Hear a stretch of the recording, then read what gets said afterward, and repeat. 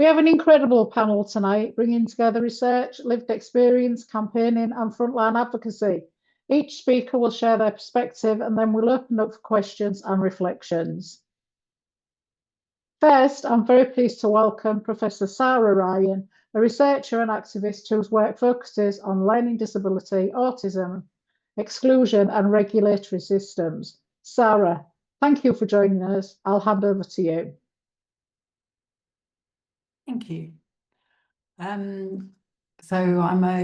work at Manchester Metropolitan University, and I am a parent of a young disabled man who died in 2013, sorry. Now, I published a book last summer in which I make the argument that people with learning disabilities experience social murder. It's quite a dramatic development to make this argument in the book. I didn't set out to do this. Now, for French philosopher Engels, in 1845, social murder occurs when foreseeable and avoidable conditions that lead to premature death are known about and nothing is done to change them. The question is, as we know, and we've already had on this conversation about the lack of action around social care and the terrible failures of social care, the enduring failures of social care, is the absence of action in relation to the evidence we have about the premature deaths of people with learning disabilities deliberate. I argue the enduring rates of people dying too early and the knowledge we have about these deaths from public inquiries, from research, from the annual or biannual or soon to disappear, I suspect, LEADER report, suggests that there is intent behind the lack of action. And to be more generous, if it's not intent, there's a lack of interest in or even care about certain people dying before they should die or experiencing harm. So there may not be discussions or documented strategies about socially murdering people with learning disabilities. However, the conditions for social murder are laid in the processes and actions or non-actions, which include institutional abuse, segregation, a lack of access to healthcare, a lack of support to do the things we all love doing, like having a relationship, having children, being able to live where we want with the people we want to live with. All these things are withheld from people with learning disabilities. Now, interestingly, there's a nimbleness, and I plot this through the book, that there's a nimbleness to the ways in which people with learning disabilities are treated that speaks to intent. For example, research shows how people are closely watched during their lives, to the extent that in supported living homes, bedroom doors have to be kept open. And newly developing relationships between people with learning disabilities can be culled by removing one of the people from that home. In contrast, after death, this surveillance is switched off dramatically, and I argue people are chucked into the death waste bin, supported by a range of actors, and these actors can include health and social professionals, politicians, coroners, the support workers wherever the person died, the provider, the NHS. All sorts of actors will support the lack of interest in these deaths. And we know about these deaths. They are documented. They are publicly documented, and through the work of George Julian, a freelance journalist, the inquests of people who have died are made very public. So it's not that we don't know. So a key strand here is who knows what. How do we know what we know? What do health and social care professionals, politicians, providers, commissioners, support workers know? And what don't we know? And what should we know? And what we've prevented from knowing? There's plenty of evidence, I document it in the book, that people with learning disabilities are not given appropriate support or access countless areas that the rest of us can. And this support is crucial for them to be able to do so. Negotiating relationships, pregnancy, employment, decent housing, an active life that is growing. And the question is, why do we fail to support people with learning disabilities and family carers to know what they should know, and why? So one of the key ideas I develop in the book is called at the moment, it's not very sophisticated development yet because it came together towards the end, is a loose collective of people. And this idea emerged through reading so much research across the course of a year that evidenced the repeated harms done to people with learning disabilities across all areas of life. These harms could be absurd and incomprehensible within the context of human rights frameworks, regulatory processes, and oversight mechanisms such as safeguarding, which are all supposed to protect us. How can all these mechanisms fail to protect a particular group of people? So there's a set of people who are part of the problem. They are part of the problem. And when you look at the actions of these people, it almost seems that every time there's a decision to be made about what's going to happen next, the decision works against the person with learning disabilities. So it's like, why do all these people make all these decisions that are so problematic? And why does nobody seem to notice? And these actions on the part of people in the collective could be well-meaning, they could be underpinned by concerns about risk, or they could be thoughtless actions, or they could be willful actions. The problem is these actions aren't scrutinised and typically go unchallenged. These actions are not seen or they're viewed as acceptable. It is acceptable to insist somebody in their 40s has to leave their bedroom door open. How can this possibly be acceptable? How is it acceptable people aren't allowed to have a drink after 6 p.m. and have to be in bed? Oh. It's these things have become sort of like unnoticed and almost banal. And this dispersed thoughtlessness allows acts of micro-violence to go unnoticed. And I was on the BBC Access All Areas podcast with a disabled presenter talking about some research we did where people will be putting to bed at 5 or 6 o'clock in the evening. And the presenter actually said, but the listeners will think that these people are leading a good life, Sarah, because they're living in a good home and they're being well fed. Yeah. And you just think this just to actually say that is a good life. It is so absurd. It almost makes my ears weep. So I sort of draw on the work of a sociologist, American sociologist, who talked about Irving Goffman, who talked about sympathetic others. And everybody in this room today will be a sympathetic other because we're all here. And these are people who are prepared to engage with the humanness of people who are stigmatized. And there can be he calls these the own and the wise. The own are the people with that stigma in inverted commas, and the wise are those people who understand that that person is actually human. And so these own and the wise are really, really important in this battle to try to improve things.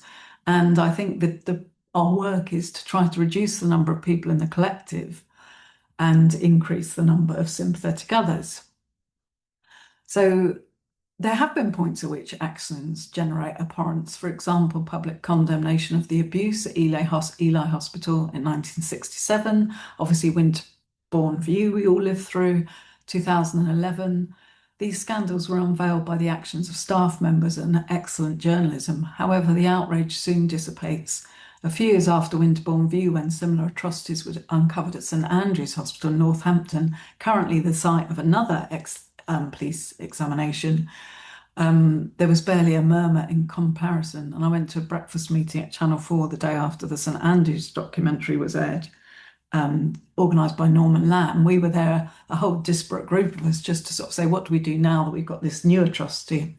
And nobody cared. There was no outcry. There was nothing. We literally sat there with a croissant and then went home. And then you can see this again, the normalisation of these atrocities can be seen by the lack of response to Sheila Holland's recent report about the solitary confinement of people with learning disabilities. So this is sort of where I'm at. Got like 1 minute left. So it's just this idea. I think what we need to do is the people in the collective, the people contributing to these harms, don't necessarily realise they're doing it, and they've stopped seeing it with any clarity. And I think one of our tasks is to make it clear that these things are absurd and off the scale of unacceptable. So I think I will leave it there with that sort of set of things, hopefully, to think about. Thank you.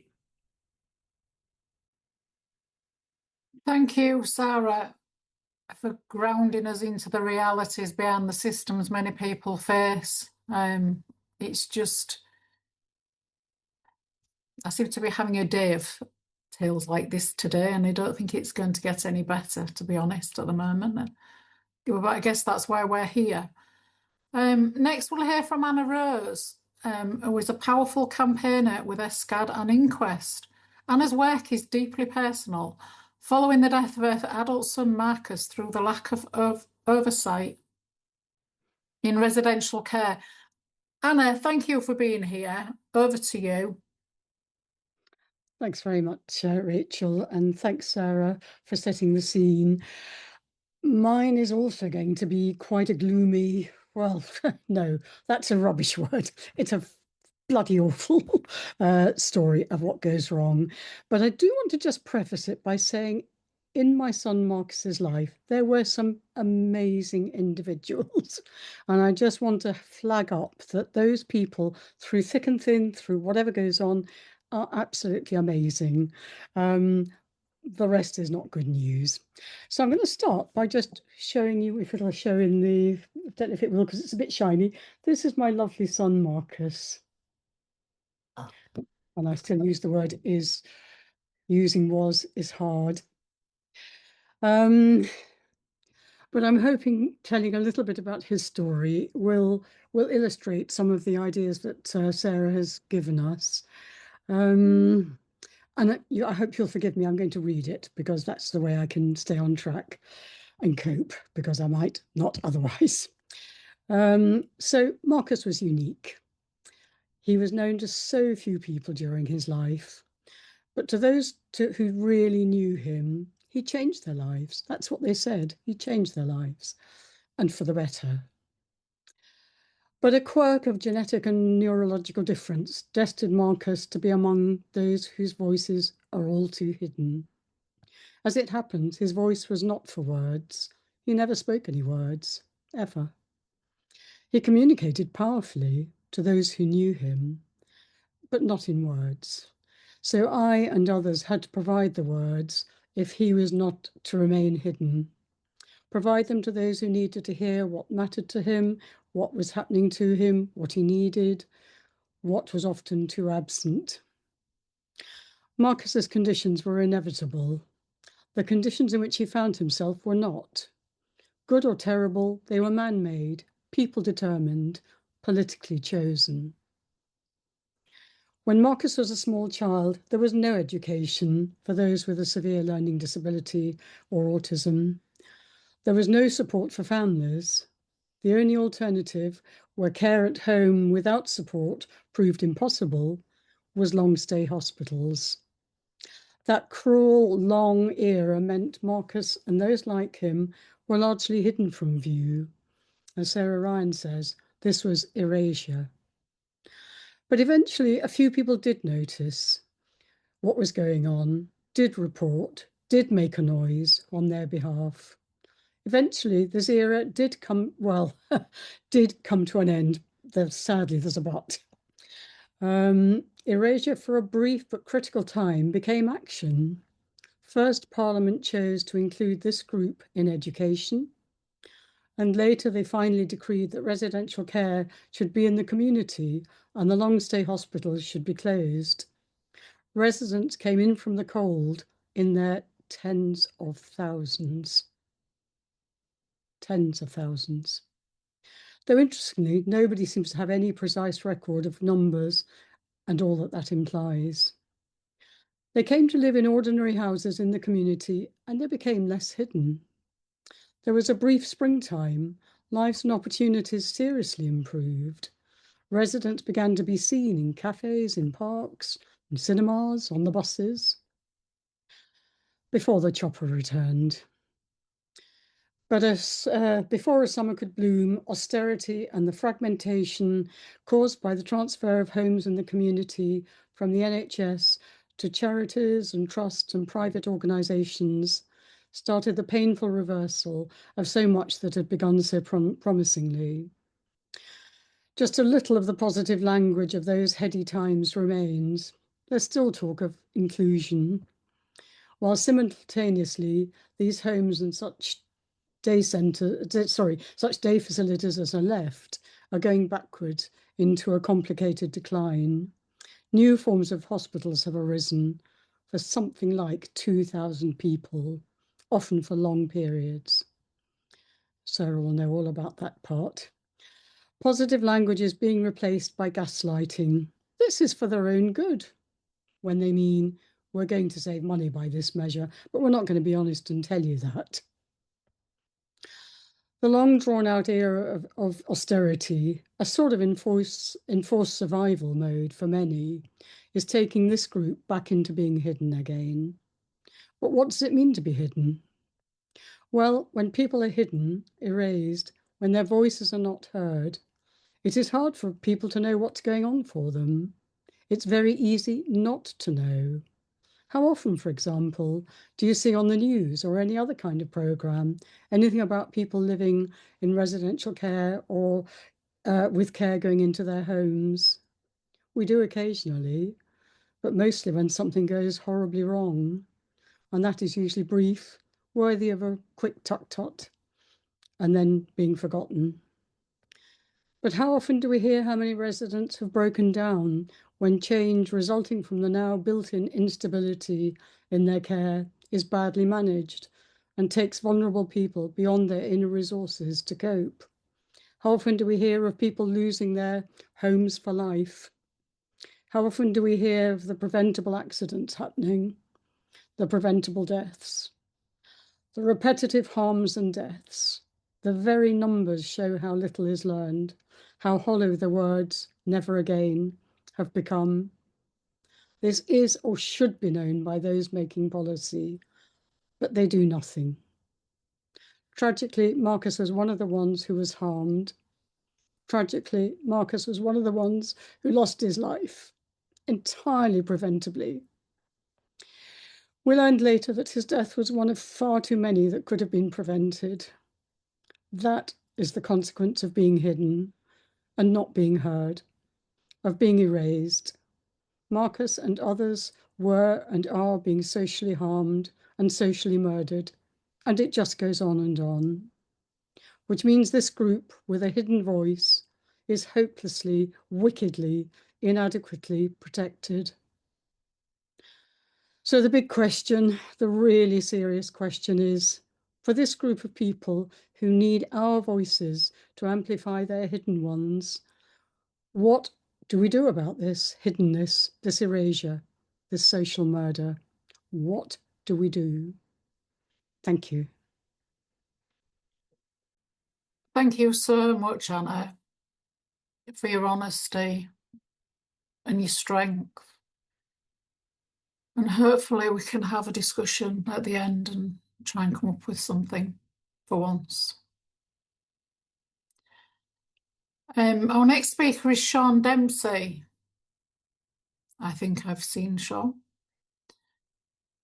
Sean is an award-winning learning disability champion, Yes. advocate and trainer who brings insight rooted in lived experience. Sean, if you would like to speak. Yeah, thank you, Rachel.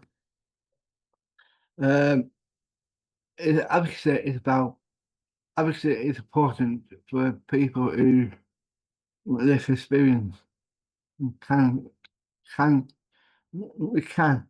support them in different ways, and we need to stick together because it's about advocacy is about people's who advocacy organisations to support them and others as well. And we need people who can deliver their work. This is about advocacy people or adults. This is about recognise how we going to fit in, and we fit in well, and we need to look at specific action from advocacy organisations across the region. And that is, well, magnificently work, and that is about people's coaching, how to train them, train them how we can. We need to support. We need to support everybody, and that is important in our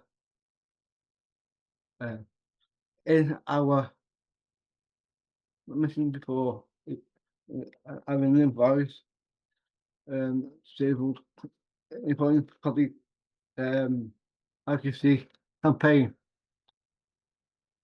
Campaign is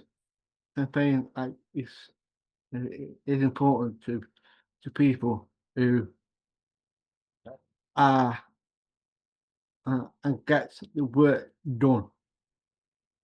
I'm done. Thank you, Sean.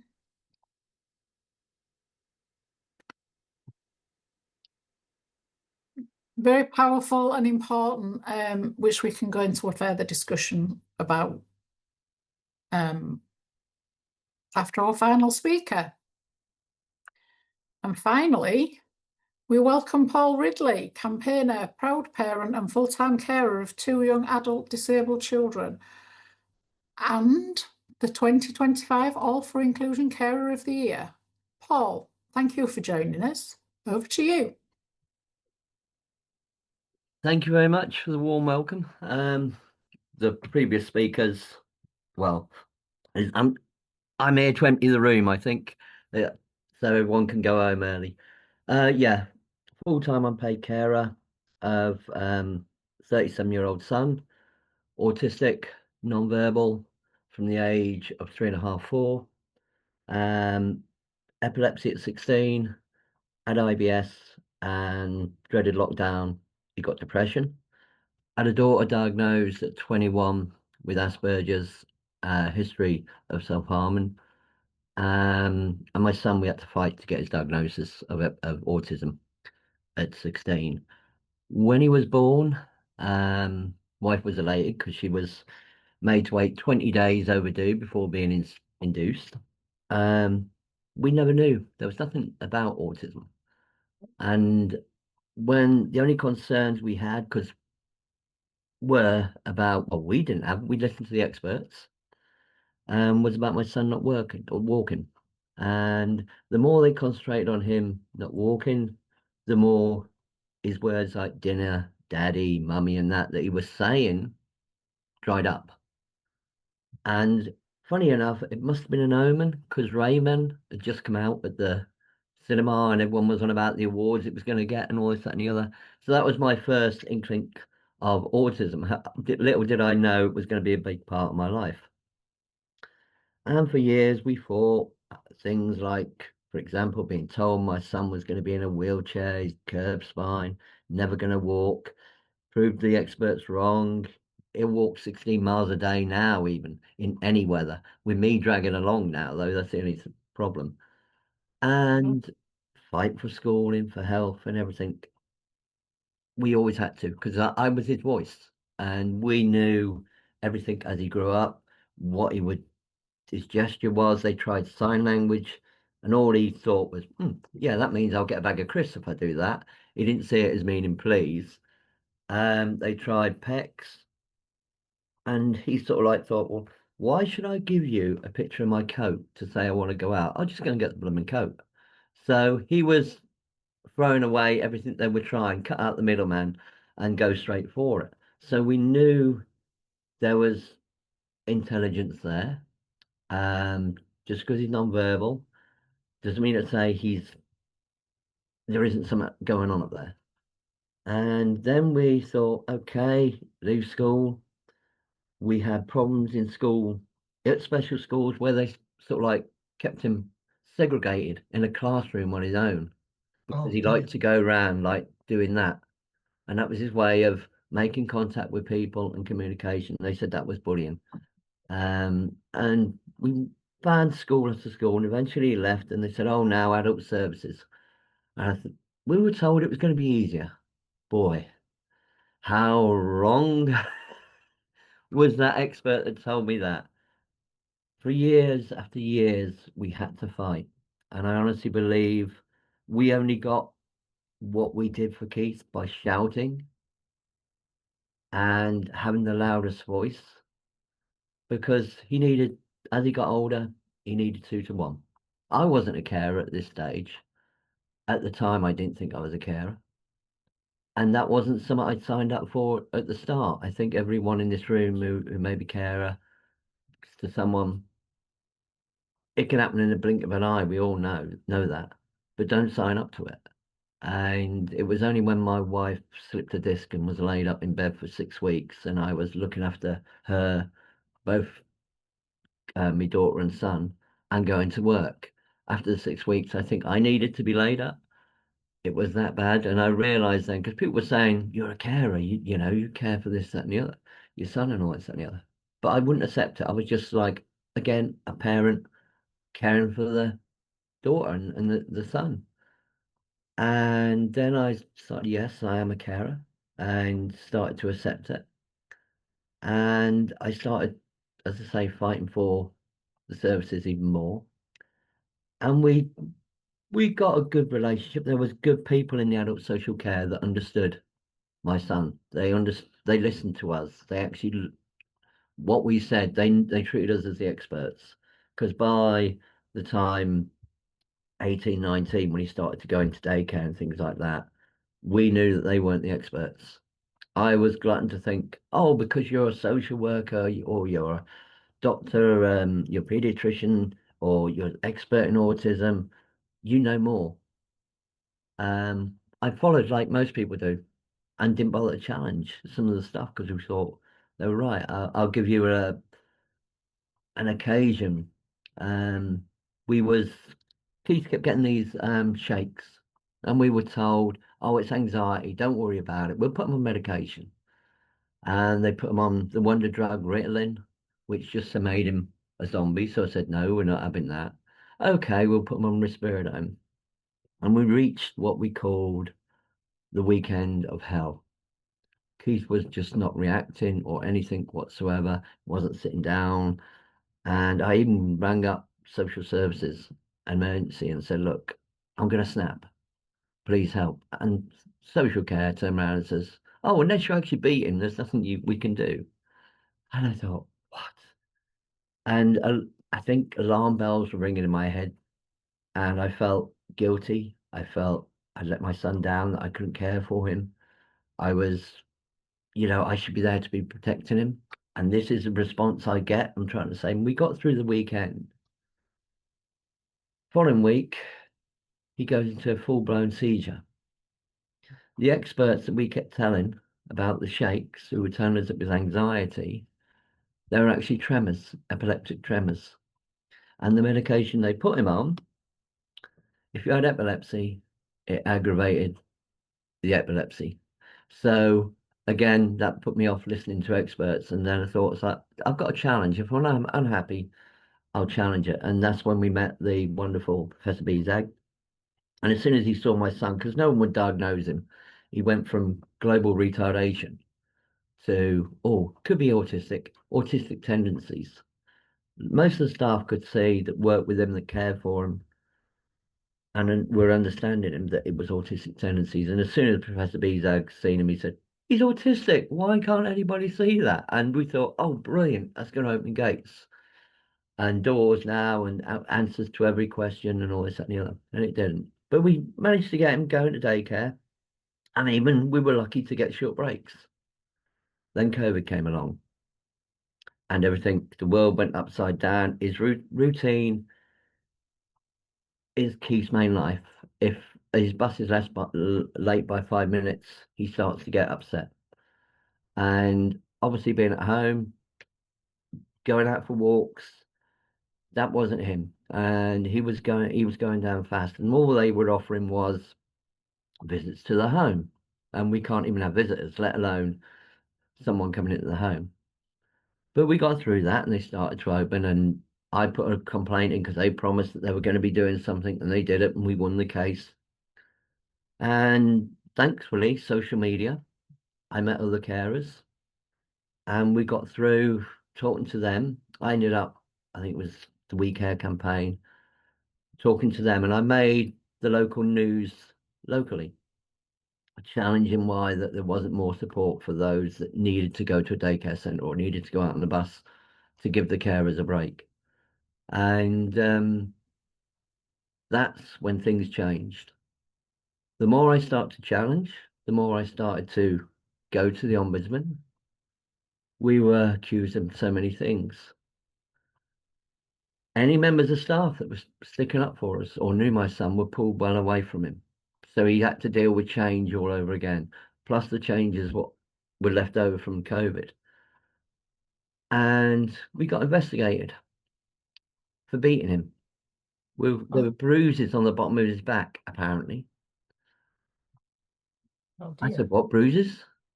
And then they changed them to, oh, sores. Okay, whereabouts?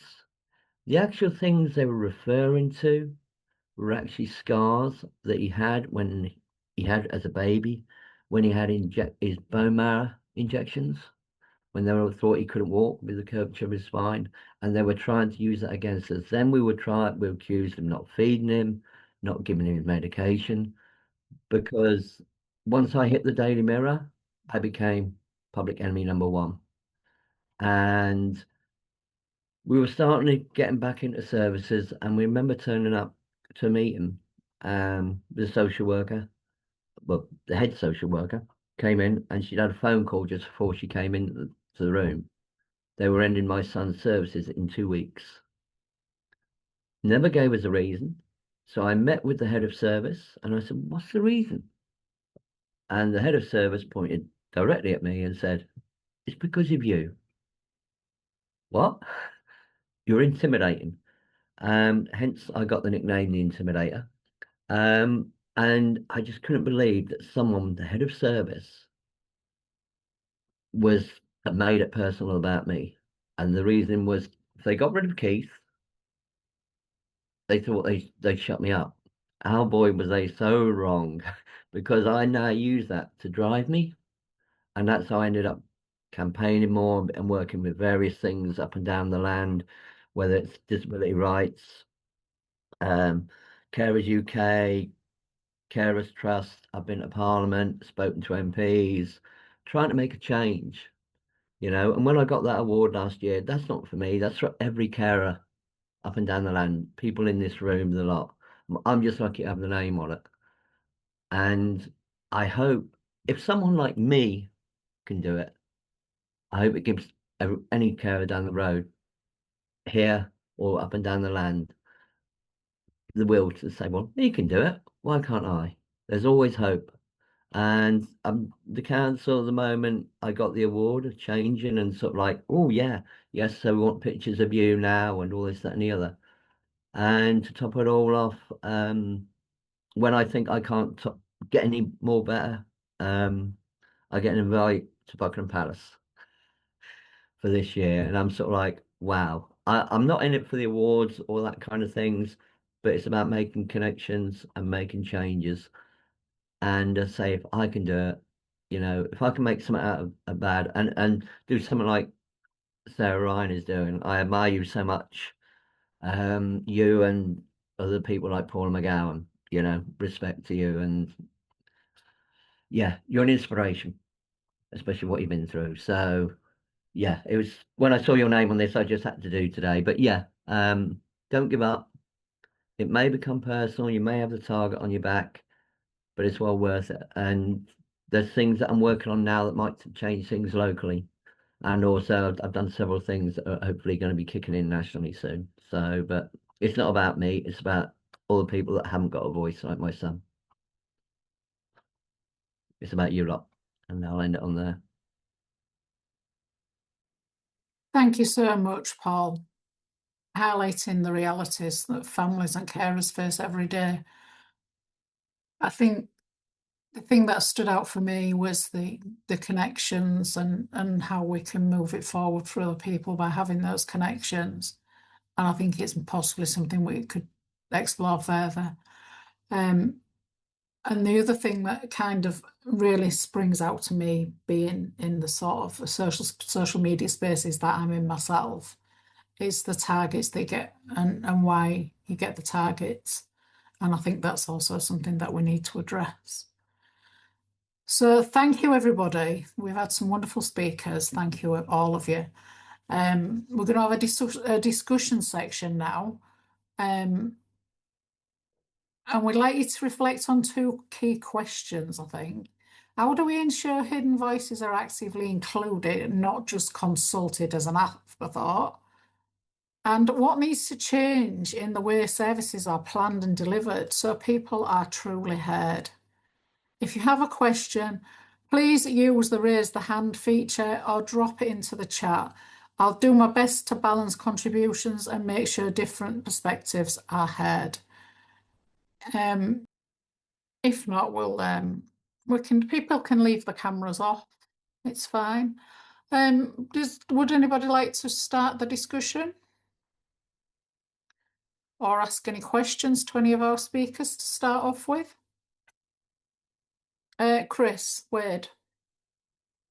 Hello, yes, thank you very much.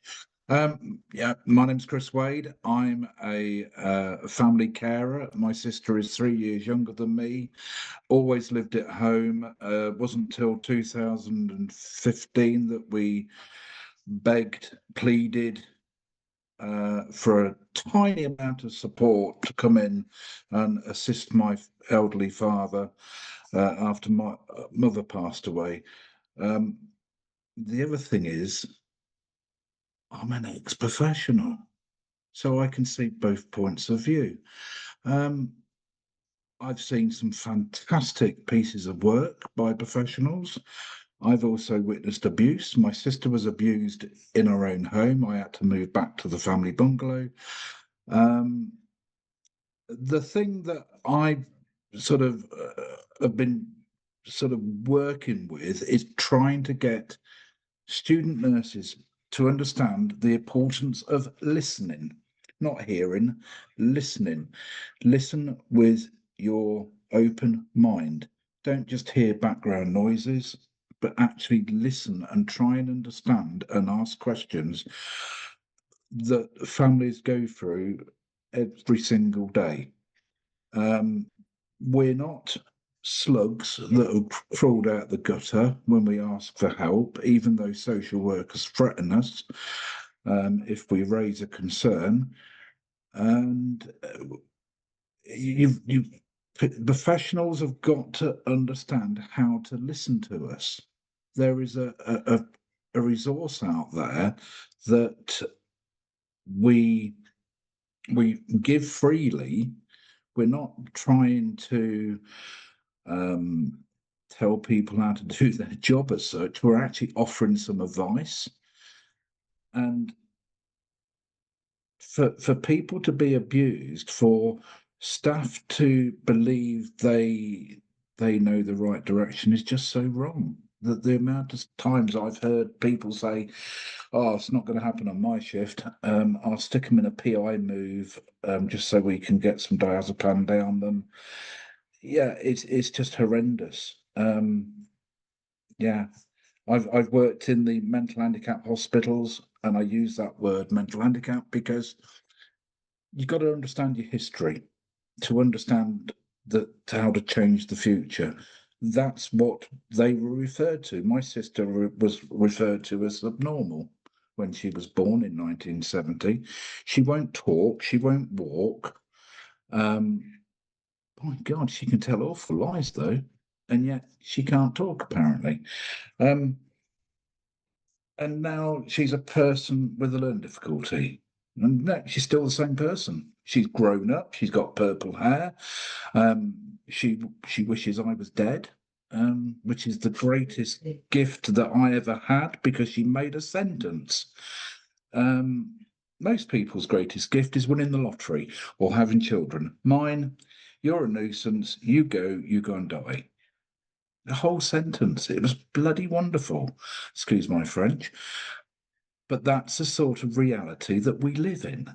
And until professionals have the decency and the respect to listen to us, nothing will change.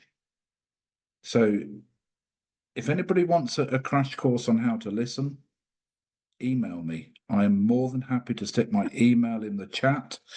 And anybody wants to look at my documents of what I do when I go around for people, yeah, I'm here to assist, basically.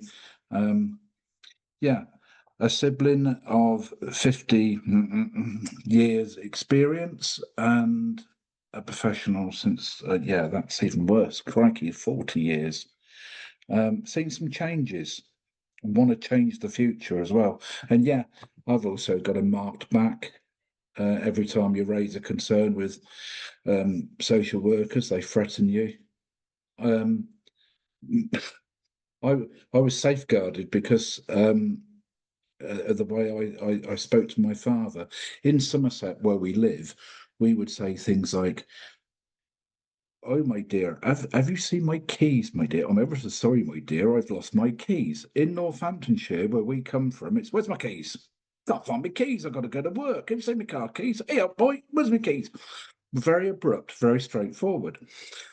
Two social workers turned up because they thought I was being horrible to my father, who was laying in bed dying, until the carer came in and spoke in the same Northamptonshire dialect. "Ah, Mr. Wade, come on then. Are you going to get up then? Are you going to try this cup of tea?"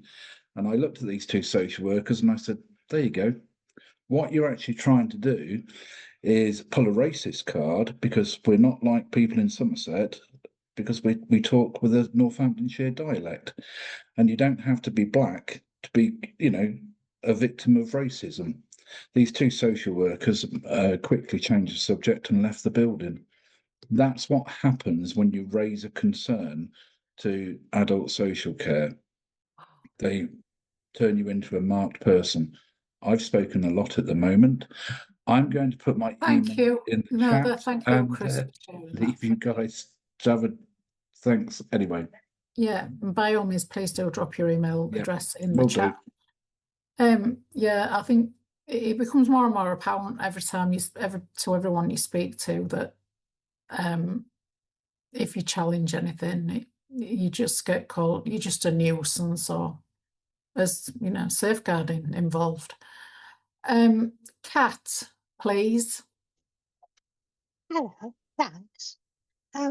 I just wanted to ask whether people here are in any way connected with DPAC, because I'm part of Disabled People Against Cuts.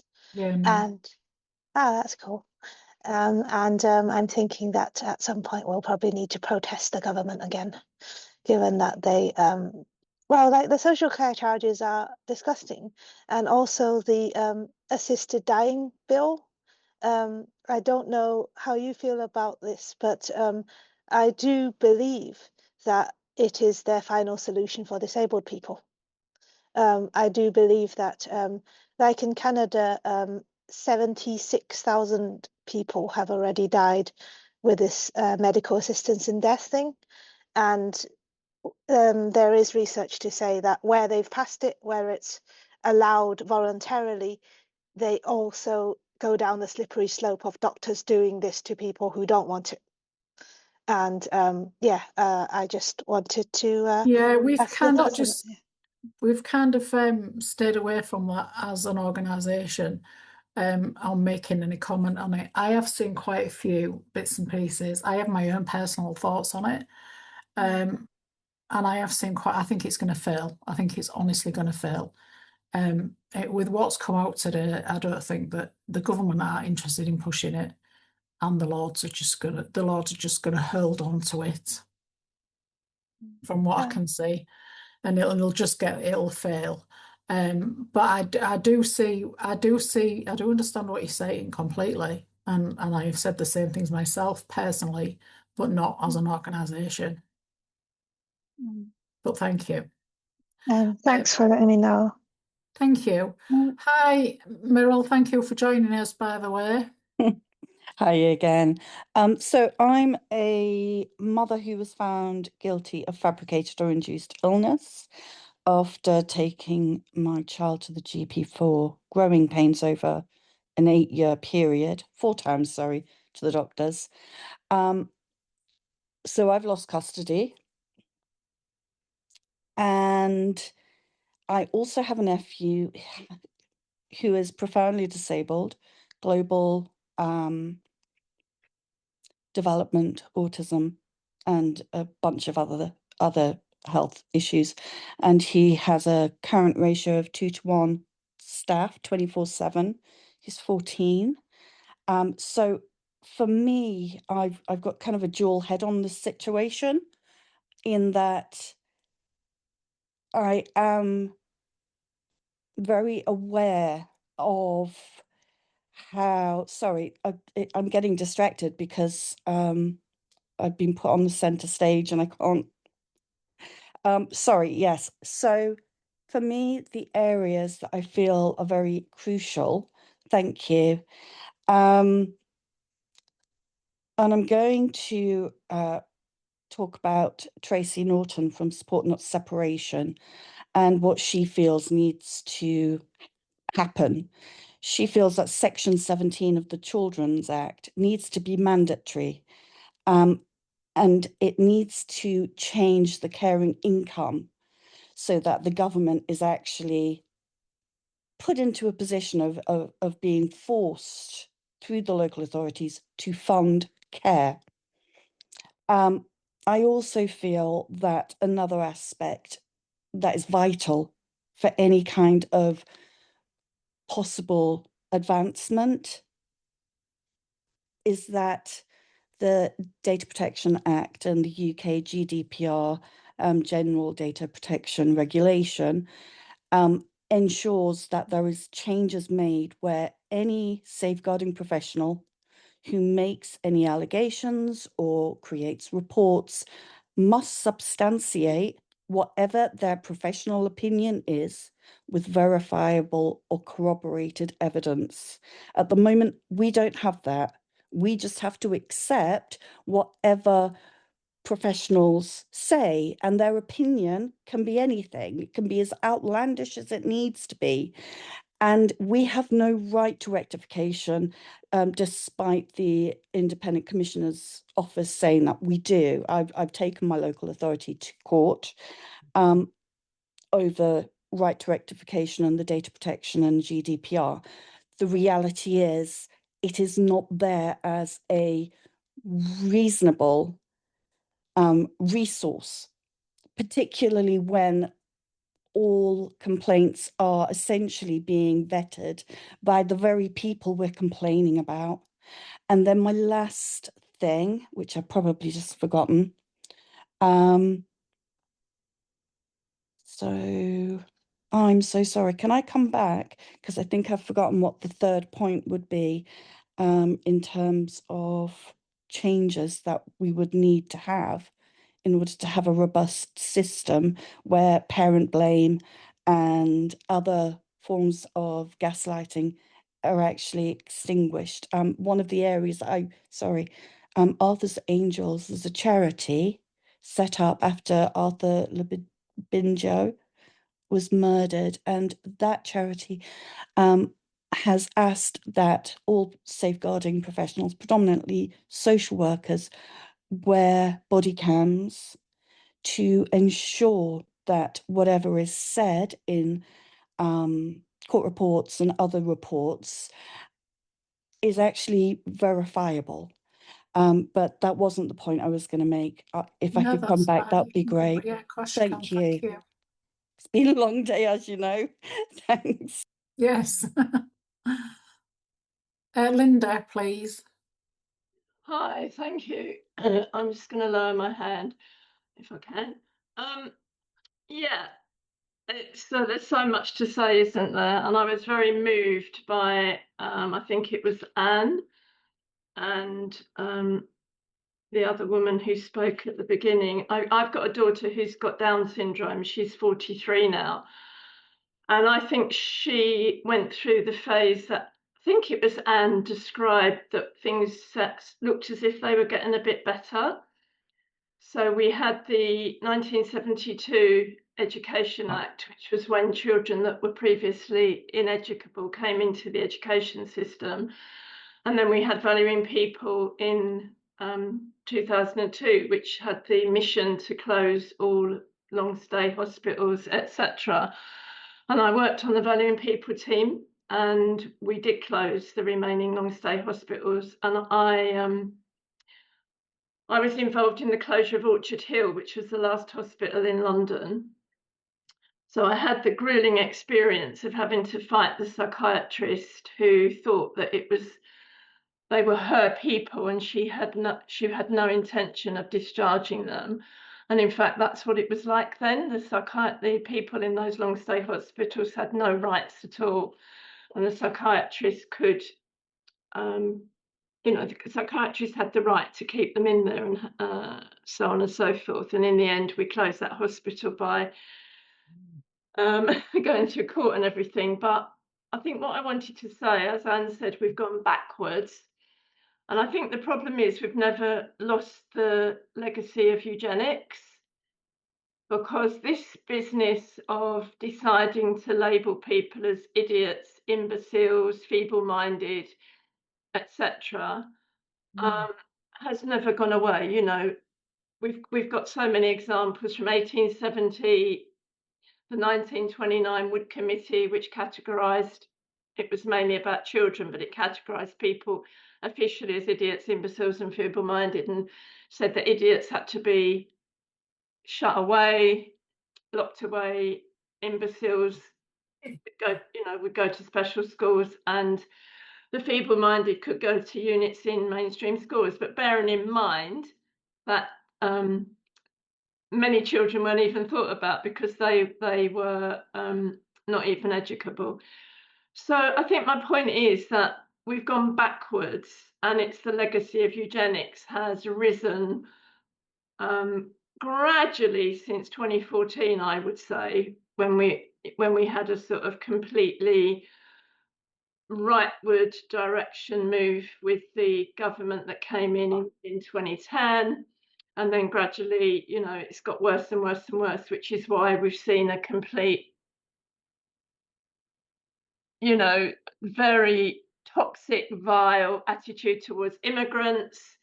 And, people with learning disabilities are considered in that same kind of way, that we're not, people are not worthy. They're not really human beings. They're not really worth bothering about. And, at the end of the day, it's not only about money, is it? It's about attitude. It's about belief. It's about values. And people with learning disabilities and others with high support needs are still seen as out of sight, out of mind. I'm mainly work in the education sector now, in the children's world, and you can see it at the moment being played out. We've got a new white paper about special educational needs, and it's uses the word inclusion 109 times, but all the way through it, it's absolutely clear that it doesn't mean inclusion for children with severe learning disabilities. And there's several sentences which say special schools will still be there for those with the most complex needs. They don't even define it, but they mean us. And so I think we've got to think about how we get a stronger movement and counter this We do, yeah, definitely. ideology of eugenics is now absolutely rife throughout all of the public services that are relevant. So the education system now has absolutely no interest in children with any kind of differences being in mainstream schools. The social care system is, as so many people have said, utterly vile. More so than it's ever been. It just whatever. Yeah, I do work for the NDTI, Danny. Whatever sector you're in, it's clear from those of us that are involved in it that absolutely we had a small window in the sort of 90s, 2000s, early 2000s, and we've now gone backwards. So I think we need to articulate better that there's a strong ideological direction that, as the last speakers or a couple of speakers ago said, if they can't kill us, they want us locked away. And I think it's as crude as that. And however much money they throw at the system, that attitude needs to be the thing that changes, because they spend fortunes and fortunes on people locked up, you know, placements that cost thousands of pounds a week, and they're quite happy to throw that money at that vile kind of so-called provision and placements, when, you know, half the amount of money, if it had been used properly from the beginning, could have prevented people having the most horrible lives and being treated appallingly, as if, you know, they're not human beings. So we've got a huge job to do. I was optimistic when my daughter was born, because it was probably the best time. And not in every area. I happen to live in an area that was quite radical, but, you know, she sailed through her education. She was equally valued. She was celebrated. She had friends. We never had complaints. We never had any idea that she might not belong. But unfortunately, that era was quite short-lived, and you know, it's just shocking. So I'll leave it there. I've actually got to go because I'm going to come back, but my partner's ringing the bell because he went out without his key, and I've got to let him in. So I'll be back. No worries, thank you. I've got Madeline Johnson next. Hello, yes, we are both here. I'm John, her husband. That's yeah. Madeline. I won't give you the whole personal story. We're nearly 34 years in with a severe LD daughter. So it's just really observations, and I think a few people have talked about, you know, how can we facilitate change, I guess. Listening to some of the speakers and all of the speakers, I think they are what I would call my top tier disruptors. I don't know any of the people, but they're certainly the top tier disruptors, and we need more disruptors. But it's how disruptors don't become terrorists. And I think Paul probably caught it a little bit on there. Great disruptor, pushing the system, but then the system pushed back and said, yeah, you're more of a terrorist, Paul, and we're gonna make life difficult for you. So I think for us, all of us, really, it's how can we be the best disruptors without necessarily becoming seen as the terrorists in all of this. Sorry if I'm using some language that might trigger people. That's not my intention. And I might even say the word normal in a minute, which again, I'm just doing it for expedience more than anything else. So that's my first thing, is you know, getting our disruptors at all levels. We've got our global folks who can really hit the top end, the ministers, etc. And then there's all those interesting statutory bodies and all the layers that go with that. And I think to a certain extent we can all be disruptors in that. But the thing I've actually found about being as effective as you can be as a disruptor is knowing how their systems work. And I say their systems because their systems can be remarkably difficult to navigate. But if you can navigate their systems and then highlight in fairly quick time, because you know, to a certain extent, they do like their systems to flow as fast as possible, just in case you spot something that's wrong. But if we can navigate their systems better and highlight where there are errors or where there are either conscious or sometimes subconscious, but even conscious illegalities in some of the processes and the way the processes are run. The CHC process and the DST process is an interesting one. I'm not going to go into the details on that. And then knowing the law around that, so the statutory regulations and the statutory guidelines. And what I've actually found in this 34 years is the more you can, or the better you can navigate that, often the better outcome you get back from the statutory bodies. I'm not saying it's perfect, it's not. So there's probably something in there about the best way to facilitate change is actually to how best we can educate ourselves, I think, to a certain degree. I mean, Sean, I think, came up with a cracking one about coaching and training. I'm spot on, Sean, and I would say, You know, that's the sort of things I look for when these webinars are on. You know, how if there's training, if there's you know, real great bits of information in there, certainly around the legal elements of it, etc. I'm really interested. I'm not a law person, by the way. You probably spotted that anyway. And then Chris came back about you know, certainly the health organisations. You said student nurses, Chris, but I mean, I would say that for everybody.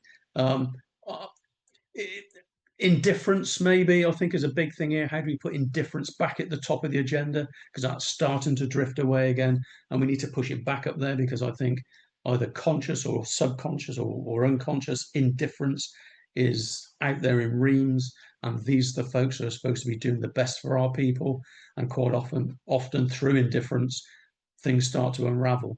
So I kind of think those are the sort of things I've sort of spotted over the years, that if we can improve those things, keeping those things at the top of the agenda at all layers, you know, at the ministerial layer, but all the way down to the local layer. If we're hitting those things, it's less about bringing an army together. It's more like guerrilla warfare most of the time, I think, for most of us. And that's what it feels like. And maybe that is the most effective way to actually get stuff done. We may not change it for everybody, but we do need to change it enough that we can actually start seeing more positive results for the learning disabilities community.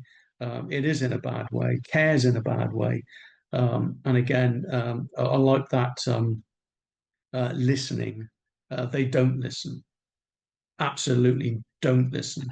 But if we can deliver our message with clarity that they might understand better, certainly if it's about their own processes, maybe they'll start to take notice and listen a little bit more. I don't want to take too much time. Lots of great people out there want to say better things than I do. No, thank you very much. Thanks for that.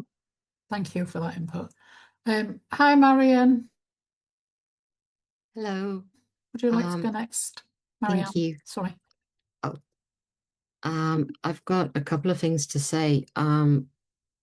In some ways, I think it's important for those in power to realise just how many people this issue affects and this can affect. And I think to broaden it to another group of people who are very vulnerable, which is people who are elderly and people who have perhaps a condition like dementia, because even though they may be able to speak, they may be able to form words, whatever they say is so frequently and it's so easily dismissed. And one thing that I keep thinking, and this is about disability rights in a broader sense, is a lot of the really horrible discourse going on in Parliament about how many people say are claiming disability benefits. One thing it seems to ignore is that one thing disability doesn't take away from you is your right to vote. So if there are a huge number of people in a particular constituency that need a particular level of help, is it in an MP's best interest to do something that harms them? Because sometimes I think they don't seem to realise just how many people they will be hurting and potentially how much support they will lose if they do this.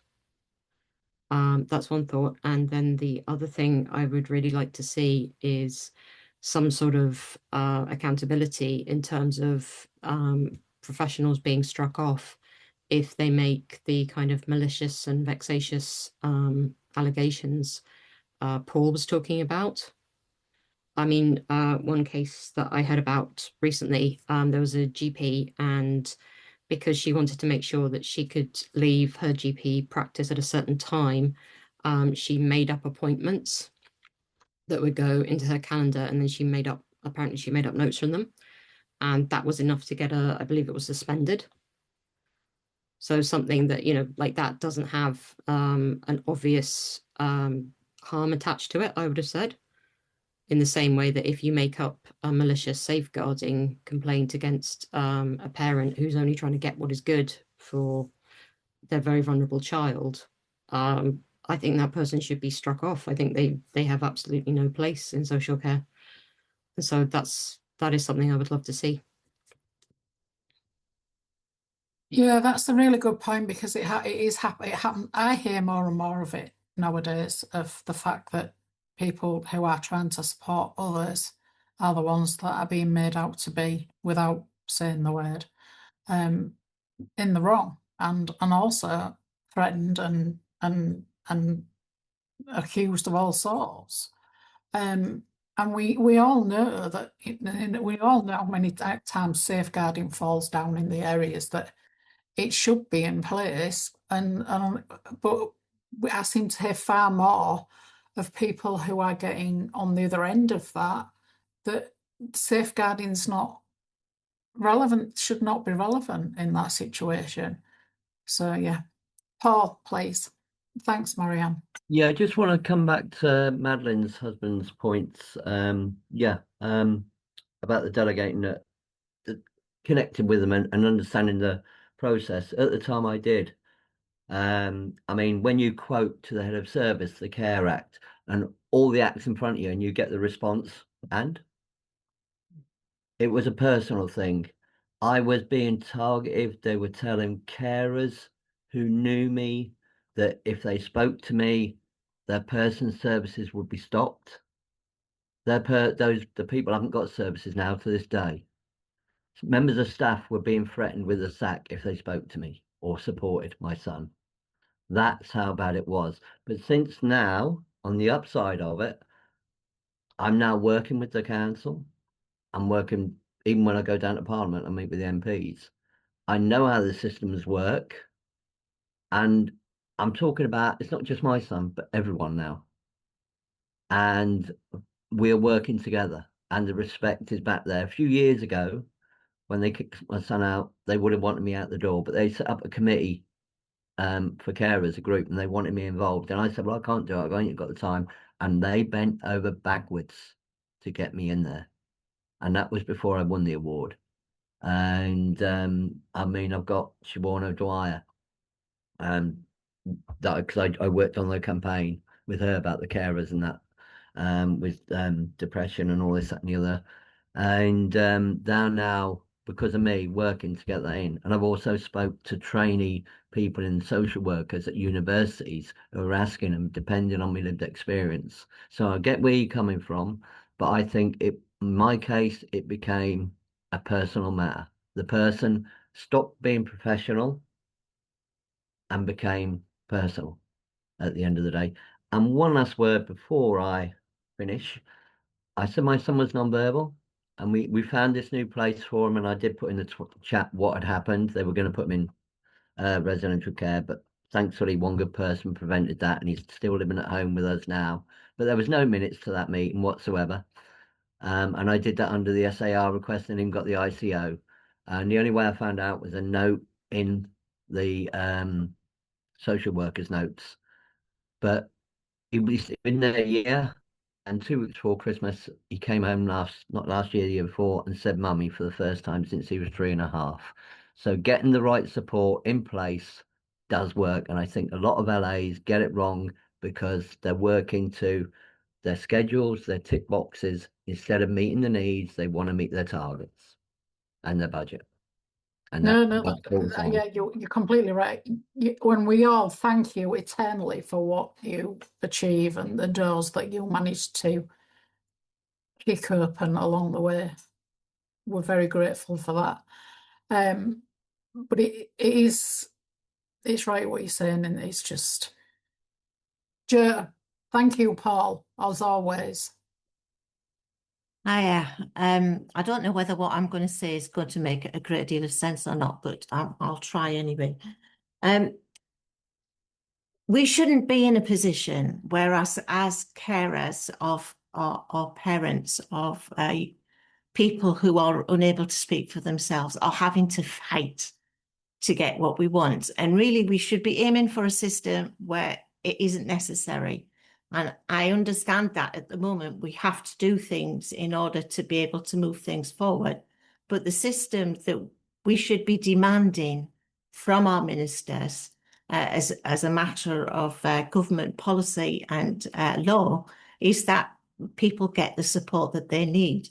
I mean, it shocked us here that somebody on the chat was saying that a provision that was provided for their autistic son was saying that they weren't able to cope with him. Well, there shouldn't be any provision that that is designed for a child with autism that is unable to cope with them. I mean, that is the fact that the system's not working properly, and the systems need to be forced to work properly.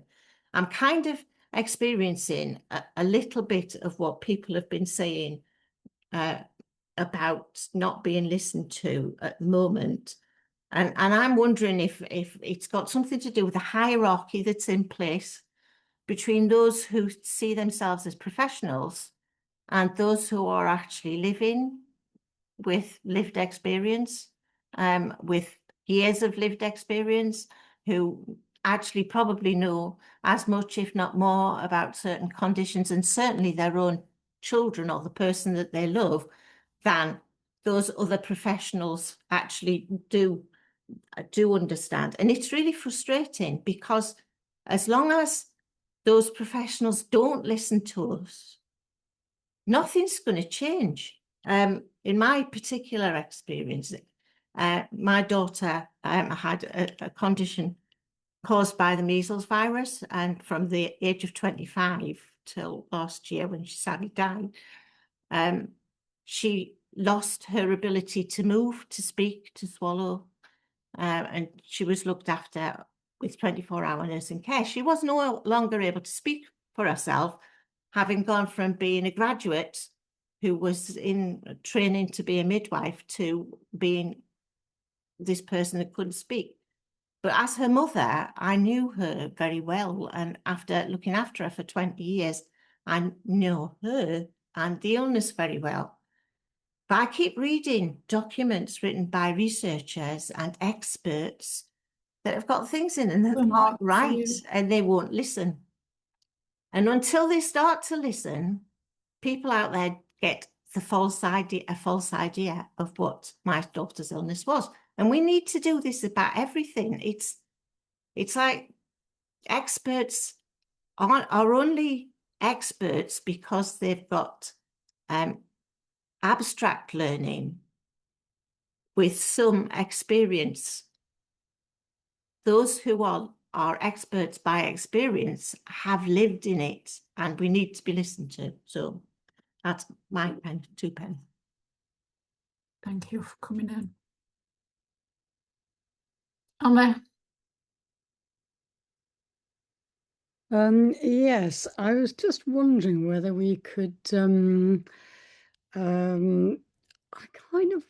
my question more and more are coming to systems, because I see what happens, if you like, on the shop floor as a consequence of systems being utterly unfit for purpose. So even when people come in with a goodwill and wanting to do a good job, it's almost impossible to do that, I think, within the systems that we have. So I kind of more and more want to engage with what it is that we need to address to get the systemic hopelessness of what we've got at the moment looked at, understood more, and changed. And that it can only, I think, happen at government level. But and I'm wondering if we could make use of while Sarah's with us, who may have some,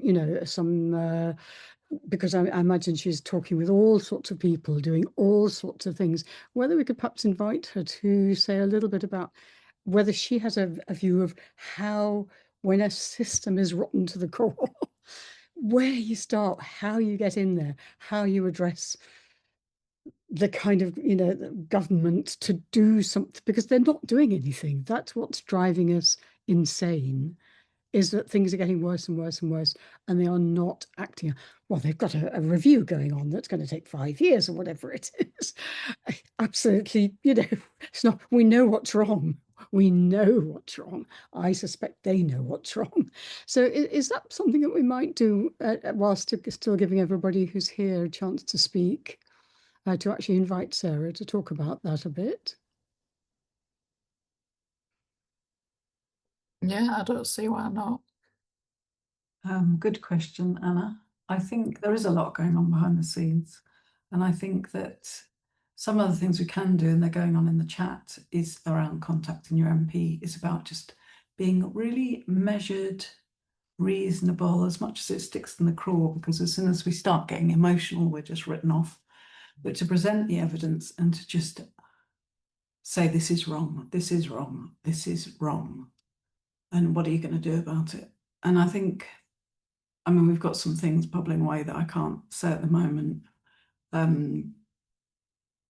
we have been plotting a sort of, I was at a meeting last week with some people, and there was a person there who's an expert in catastrophic events, and she said her point was, which I thought was very salient, there is no plan, there is nobody coming.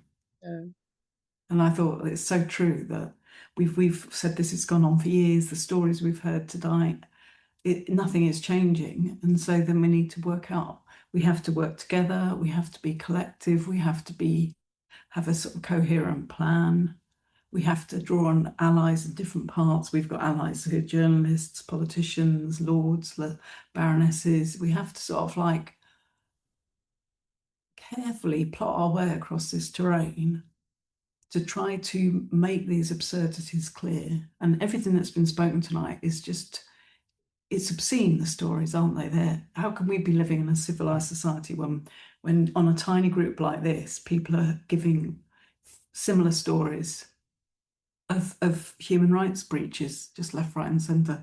So I feel like you need to group, you've got a group here, and plot it in within this group. There's other groups, and make links with the other groups, grow numbers. I think keeping positive is a really useful strategy. I think our Justice for LB campaign around Connor's death had a good enough outcome in terms of gaining accountability, because we kept focusing on positive stuff, messages. What can we do to change this?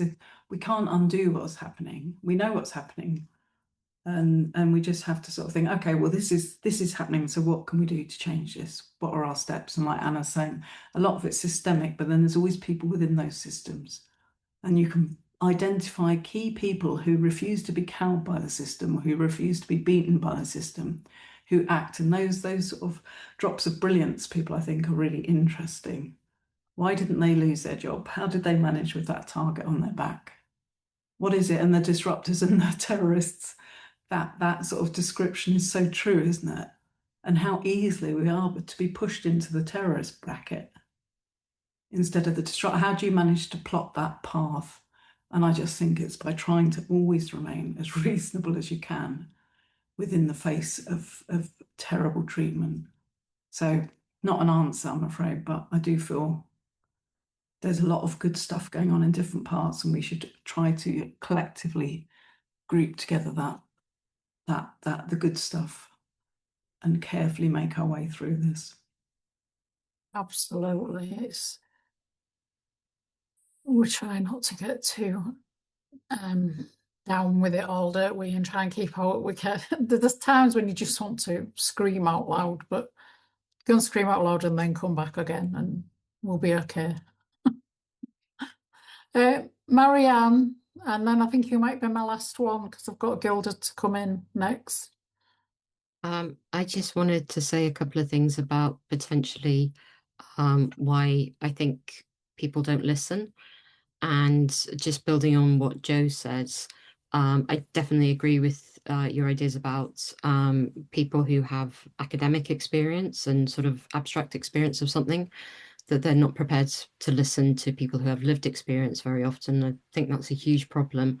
But something else I've seen is there's a level of denial. This is something I've encountered quite a lot. It's that, say, when I go to my local government officials, they can't believe that any of the officers from social services could possibly have made a mistake. That's just not something that enters into their mind. And if a mistake has been made, you know, it's innocent, it's trivial, it's nothing. And of course, we all know that that's very often not the case. And I think sometimes the other reason we're not listened to is that there are people who are now, they just accept that this is the system and that it cannot be changed. You know, because the number of people who I talk to about social care issues and they just come back with, oh yeah, the system is broken. The system doesn't have to be broken. No, it doesn't. The system is something human beings construct. We can construct a better system, you know, and it's not good enough for people in power just to say, oh yes, the system is broken. Not for years and years and years. They need to at least try to do something better. So yeah, those are just my thoughts on this. Just what does that say in the comment? Sean, I apologise, I missed you. Maggie's just highlighted that you were wanting to come back in. If you want to come back in. Sorry, Gilda. This is important. It's family and different people. Oh, I'm in there. Parents and to the people, person, like they are important. Parents looking after disabled people, like myself. I'm disabled, and also I'm Down syndrome, and probably Down syndrome as well. Comment that young lad mentioned is a really important issue around disabled people who have a voice, and they have. That is people who this is about human being, and on the issue of did you watch Panorama show, because from learning disabilities and autistic get abused, and that is a terrible thing. Well, people treated like they're not human. And we need to take control of this in a way, because we need to get control of the government. We need to look at and challenging learning disabilities, because I got one from the very own Bailey. She's mine. And P. She needs to look at what's important for people in our lives, important in our lives. That is send that to the people who really positive attitude. Positive attitude is about people, and families are a team. And family and disabled people should have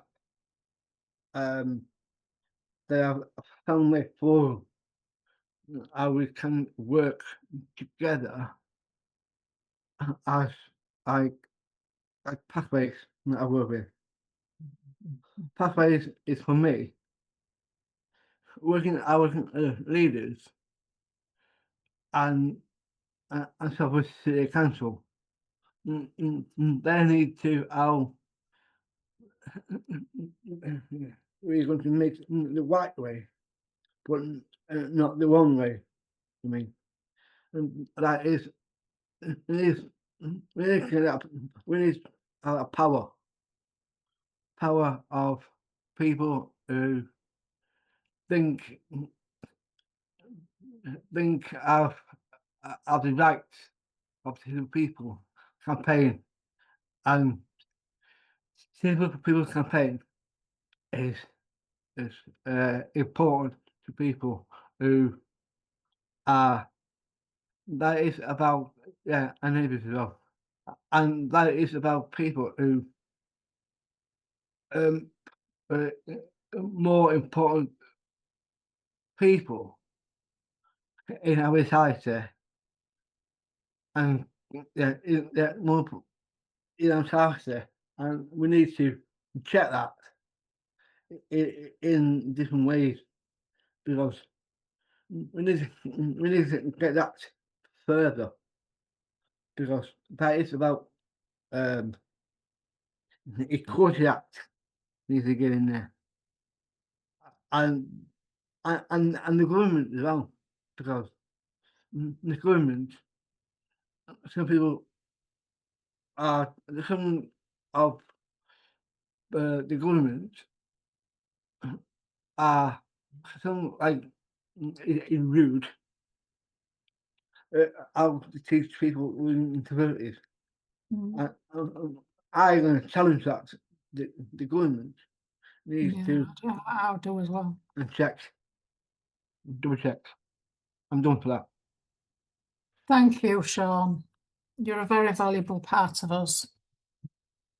As far as I mean, as far as abuse goes, it's just, you know, something that we all deal with on an everyday level, and it just, I mean, I don't want to start talking about that at 8 o'clock tonight, 8 o'clock on a night at the end of a meeting, but it's definitely something that needs to be recognised, and I can't believe that we seem to have gone back about 20 years with this now, but then we know why, because of the mainstream media and the fact that there's just so many people out there every single day want to come after disabled people and blame them for everything that's going wrong in the world because they might need something to live on.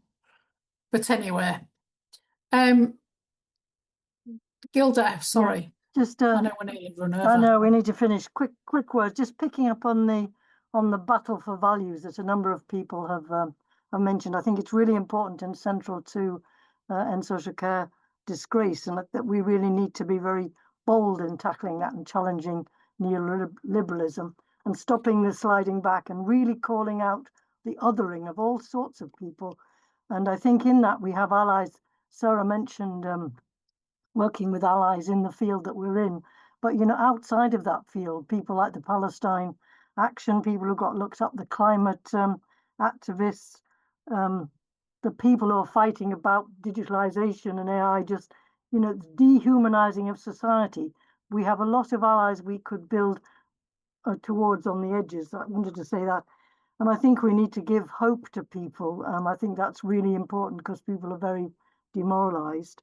And just wanted to mention that we are having our next public meeting, or we're trying, Joe's trying to pull that together on challenging decisions. So that's about giving hope and confidence and sharing the skills and the stuff we've talked about today for people to be able to challenge decisions. So that's the next public meeting. And also to mention that it's in the newsletter that we're going to be on the march in London on the 28th, which is about unity and hope. And I think we'll be down there as ESCaD, not just being anti-racism, but saying we're anti-othering all sorts of people. We have to stop this divide and rule. Only together can we have solidarity and can we be strong. And I think we've a powerful message to get across. Thank you. I'll just bring Morel in quickly and then we will close the meeting shortly. So that last point I wanted to make was about the Equality Act 2010. I think a couple of years ago, I met Paul at Parliament. And in that parliamentary meeting, I raised the concerns I have around the Equality Act not being enforced. There's no enforceable actions, particularly with LESPO and legal aid being removed. Having a piece of legislation that is designed to protect the most vulnerable in our society that has no enforceability, it's bonfire paper. You just chuck it on the fire. It means nothing. And as the last 20 years have moved on, we are now seeing just how pointless that document is because it has no teeth. Right, thank you ever so much. We've run over slightly. I do apologise. I always run over. I apologise for that. But as we come to the end of the meeting, I want to thank our speakers for their honesty, their expertise and their courage, and thank you all for showing up and listening and engaging. Hidden voices are only hidden because systems fail to listen. We've heard that word said so many times tonight, listen. Conversations like this matter because they push us closer to services that are shaped by real lived experiences, not assumptions. If you haven't already signed up with us, then please do if you drop your email in the chat, we'll keep it open for a few minutes after the meeting so it can be saved down. I hope to have the whole meeting up on YouTube within the next week, but please look, if you sign up for updates, then Gilda produces a wonderful newsletter every month, which the link will be in there. So take care of yourselves and thank you again for being here, and let us keep working together to make sure every voice counts. We do also have different groups in social care disgrace if anybody would like to join those as well. But as I say, if you sign up, then Gilda will inform you of what we have available. Good night, everyone.